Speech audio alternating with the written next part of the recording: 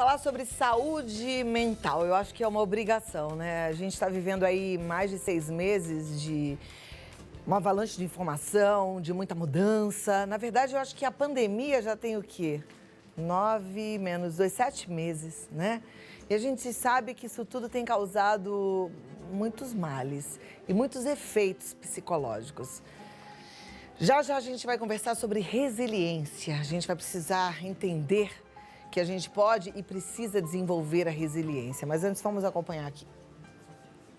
A palavra resiliência tem sua origem no latim resilire, que significa voltar atrás. Na física e na engenharia, o termo sempre foi aplicado para definir a capacidade de um material de retomar sua forma original depois de ter recebido uma pressão sobre si. Em relação à capacidade humana, ser resiliente tem a ver com a habilidade que cada um de nós tem de lidar com os próprios problemas, de superar momentos difíceis e situações adversas, e como material resiliente da física, não ceder à pressão. Quem é resiliente é capaz de entender a complexidade de uma situação e colocá-la sob perspectiva, dentro do contexto atual e a longo prazo. Um indivíduo com essa característica também consegue improvisar e adaptar-se a situações novas, mesmo que não sejam as que ele esperava.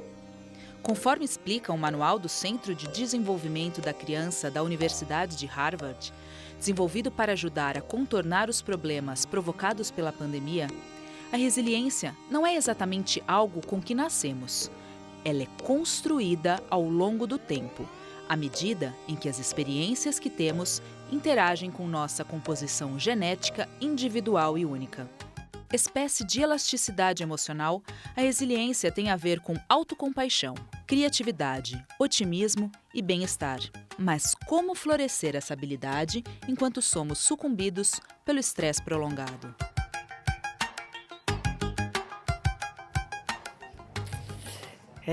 Esse é o desafio, né? E para nos ajudar a desenvolver a resiliência, é que a gente conversa com quem entende. Ele é neuropsicólogo, consultor em gestão do estresse, tem uma formação muito ampla, muitos cursos em Harvard, está sempre nos ajudando a entender melhor o funcionamento da nossa mente. Doutor Armando Ribeiro, como vai via Skype? Tudo bem? Olá, que saudade de estar aí, ganhar aquele abraço da Cláudia, daquela equipe maravilhosa. Eu também. Sabe que olhando assim você na tela, ficou muito interessante, porque você tá com um fundo, eu não sei se é um espelho, mas tá parecendo que você tem uma coroa atrás. Olha lá. Oh, meu Deus. Então. Olha lá, é um quadro. Olha lá como ficou interessante. É bom. Estou te vendo para estes momentos. Muito bom. Relevante. Vamos lá. Doutor Armando, muito bom poder conversar contigo sobre resiliência, porque eu sei que você entende sobre esse assunto, assim como entende de tantos assuntos que envolvem a psique humana. A gente já viu que resiliência não é uma habilidade inata, a gente precisa desenvolver. Como desenvolver a resiliência? Perfeito, Cláudio. Nada mais importante do que eu acho que falar de resiliência no Dia Estadual de Combate ao Estresse, que se comemora no dia de hoje. Quando a gente fala de estresse, a gente está focando a nossa atenção nas tensões e adversidades que levam, né, esse dia a dia, na escola, no trabalho, nas dificuldades de casa, e que muitas vezes a gente fala e cita sobre as consequências do estresse negativo sobre a nossa fisiologia e a nossa mente. Mas é importante a gente não esquecer que na contrapartida do estresse adverso, negativo, existe esse conceito, existe essa capacidade, né, dos materiais, humana, emocional, da gente crescer e da gente se fortalecer, né, mediante o enfrentamento positivo de situações negativas ou que colocam, né, a nossa existência sob ameaça, sob tensão. Então, nada mais importante nesse momento, né, de enfrentamento à pandemia, uma vez que tanto a Organização Mundial de Saúde, associações médicas brasileiras e internacionais falam, né, mostram que a quarta onda da pandemia seguramente são os transtornos mentais. E falar, né, sobre resiliência significa a gente considerar quais são as principais conclusões dos estudos científicos sobre como ensinar e ajudar pessoas, os nossos filhos, os nossos amigos, né, a nós mesmos, para que a gente possa, ao invés de desenvolver o estresse pós-traumático, desse tempo decorrido, né, de enfrentamento da pandemia, que a gente possa ter, sim, um crescimento pós-traumático, que todos nós possamos sair, né, desta pandemia num futuro próximo, né, talvez mais atentos àquilo que faz a vida valer a pena, atentos os pequenos detalhes que chamamos de milagres, né, milagres cotidianos, que fazem com que essa vida, né, se torne uma vida tão preciosa, tão significativa para todos nós.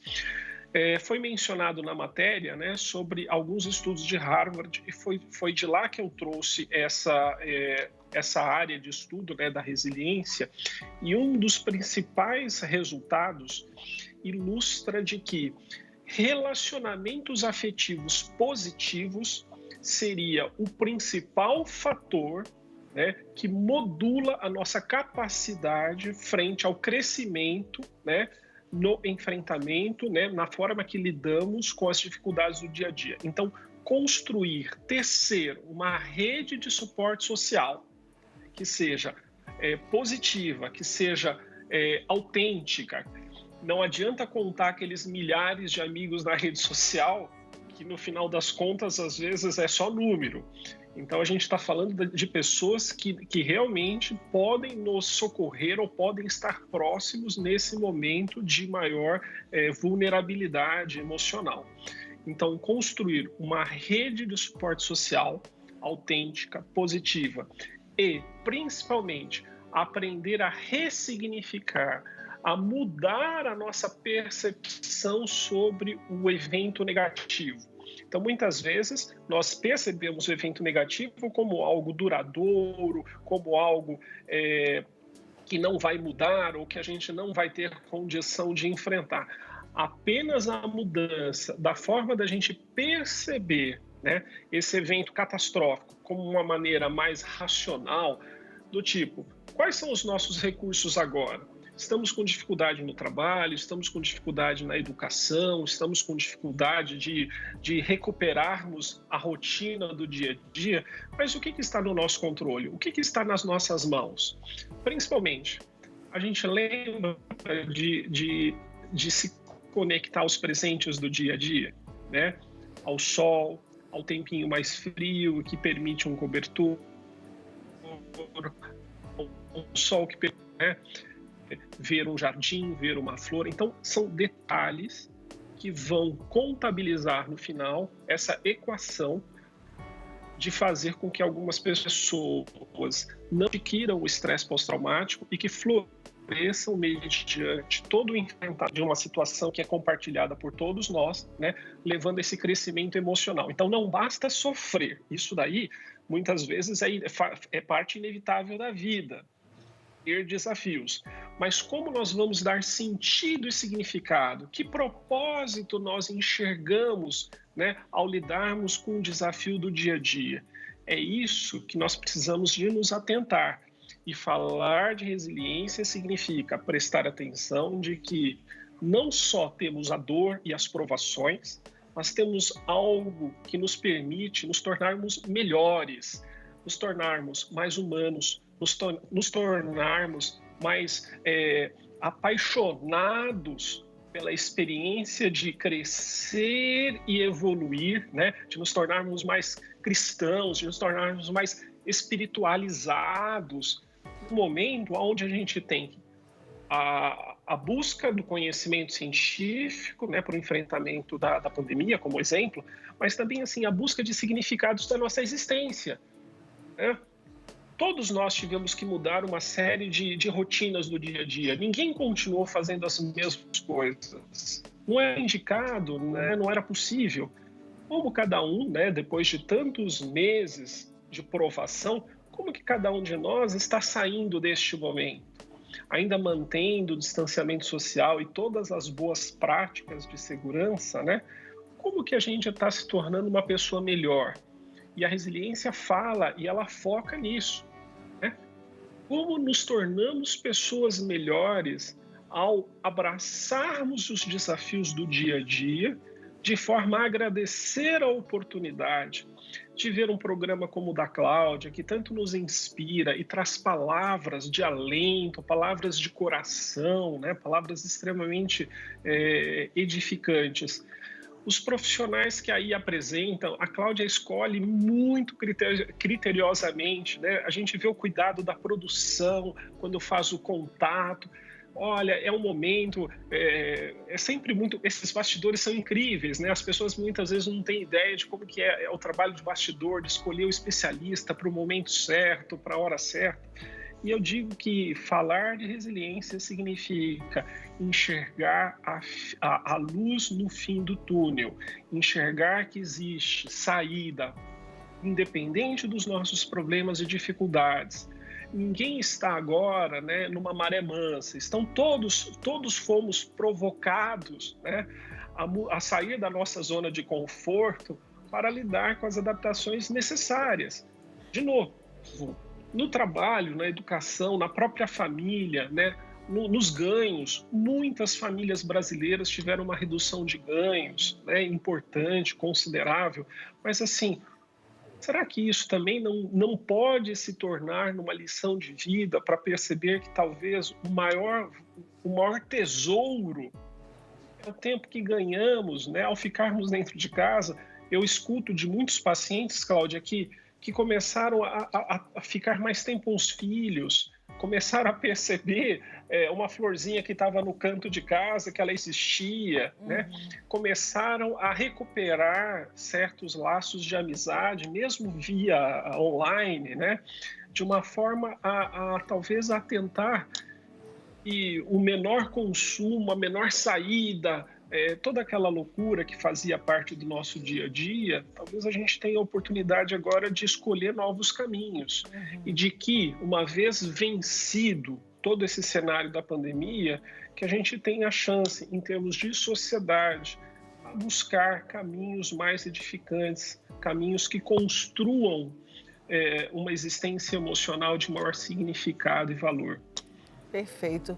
Muito bom te ouvir, muito bom aprender contigo, poder entender que a gente pode desenvolver mais resiliência, né? É interessante que o desenvolvimento da resiliência tem muito a ver com a gente, com a nossa atitude.